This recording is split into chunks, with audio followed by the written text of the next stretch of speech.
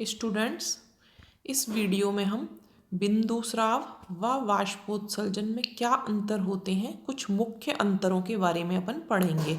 अभी अभी अपन ने बिंदु स्राव के बारे में पढ़ा।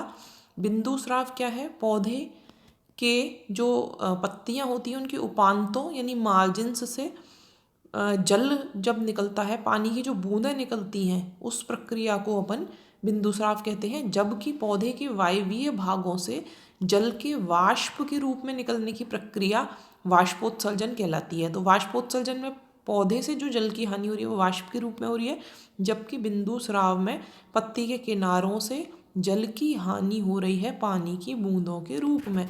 तो अब इन दोनों प्रक्रियाओं के मध्य में क्या मुख्य अंतर है, ये अपन जान लेते हैं। सबसे पहली बात तो जैसा अपन जानते हैं कि वाष्पोत्सर्जन की जो प्रक्रिया होती है वो दिन के समय में होती है, क्योंकि अपन उसकी मैकेनिज्म भी पढ़ चुके हैं। जैसे स्टार्च शुगर हाइपोथेसिस अपन ने पढ़ी थी कि दिन के समय में फोटोसिंथेसिस की प्रक्रिया होती है, ग्लूकोज बनती है, तो उनका रोल गार्ड सेल्स के खुलने और बंद होने में होता है। तो इसीलिए ये जो वाष्पोत्सर्जन की प्रक्रिया दिन के समय होती है, पहली बात तो। लेकिन जो बिंदु स्राव की प्रक्रिया होती है वो रात को होती है। जब आप सुबह सुबह जगेंगे तो पत्ती के किनारे पर आपको पानी की बूंदें सुबह सुबह मॉर्निंग में, अर्ली मॉर्निंग में आप जाके कई प्लांट्स की पत्तियों के किनारे पर देखोगे तो बूंदें नजर आएंगी। तो ये प्रक्रिया बिंदु स्राव की कब हो रही है? रात के समय। जबकि वाष्पोत्सर्जन की प्रक्रिया कब होती है? दिन के समय में। तो एक अंतर ये है। इसके अलावा दूसरा मुख्य अंतर जो अभी अभी मैंने आपको बताया कि वाष्पोत्सर्जन की प्रक्रिया में जो जल की हानि होती है वो जल वाष्प के रूप में होती है, यानी वाटर वेपर्स निकलती हैं जो अपन को दिखाई नहीं देती हैं।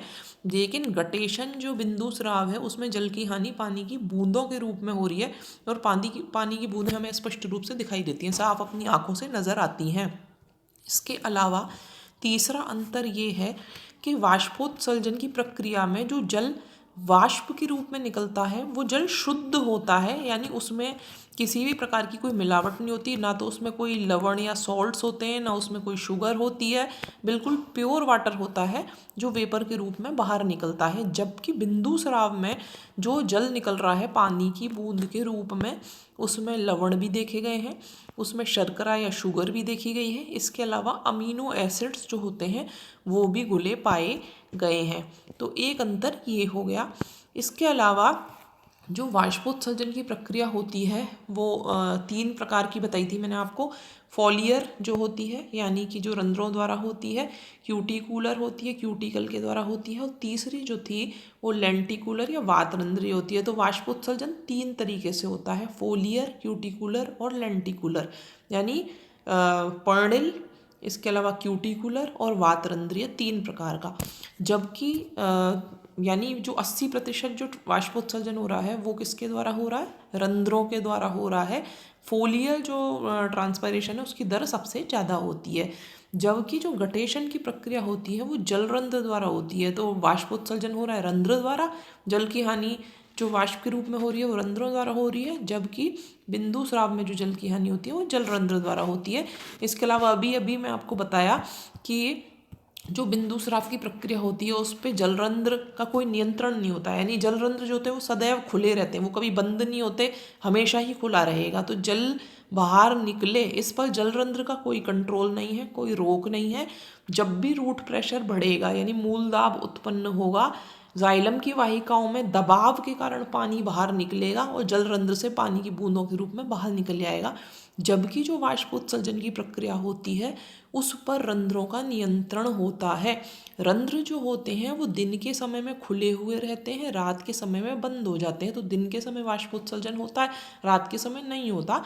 और कुछ विशेष परिस्थितियों में जो रंध्र होते हैं वो दिन के समय में भी बंद हो सकते हैं, और यदि वो बंद हो गए तो वाष्पोत्सर्जन की प्रक्रिया रुक जाएगी। यानी एक तरीके से रंध्रों का कंट्रोल या नियंत्रण होता है। रंध्र खुलेंगे तो होगा, बंद होंगे तो ट्रांसपायरेशन रुक जाएगा। जबकि ऐसी कोई चीज़ गटेशन के केस में नहीं होती। और आखिरी डिफरेंस है वो ये है कि वाष्पोत्सर्जन की प्रक्रिया जब होती है तो जल धीरे धीरे वाष्प के रूप में निकल रहा है, तो पौधों का जो टेम्परेचर होता है, तापमान होता है, वो कम होता है। जैसे गर्मियों में अपन देखते हैं कि अपन को पसीने आते हैं, बहुत ज़्यादा पसीने आते हैं, तो पसीने से क्या होता है कि अपनी बॉडी का जो टेम्परेचर होता है वो कम हो जाता है। तो जो स्वेटिंग होती है वो भी एक तरीके से टेम्परेचर को डाउन करने के लिए एक मैकेनिज्म होती है, उसी तरीके से प्लांट्स में है। पौधे तो एक जगह पर स्थिर होते हैं, वो कहीं मूव नहीं कर सकते, एक स्थान से दूसरे स्थान पर नहीं जा सकते हैं, उन्हें उसी स्थान पर खड़े रहना है।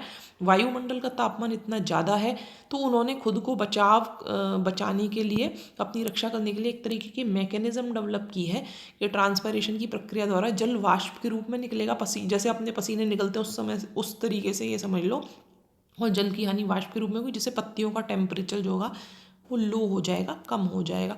तो वाष्पोत्सर्जन से पत्तियों का तापमान कम होता है, लेकिन जो बिंदु स्राव से जो जल की हानि हो रही है, जो निकल तो रहा है पानी, लेकिन उससे पौधे का जो टेम्परेचर होता है उस पर कोई प्रभाव नहीं पड़ता है। तो ये अपन ने मेजर डिफरेंस देखे। Thank you.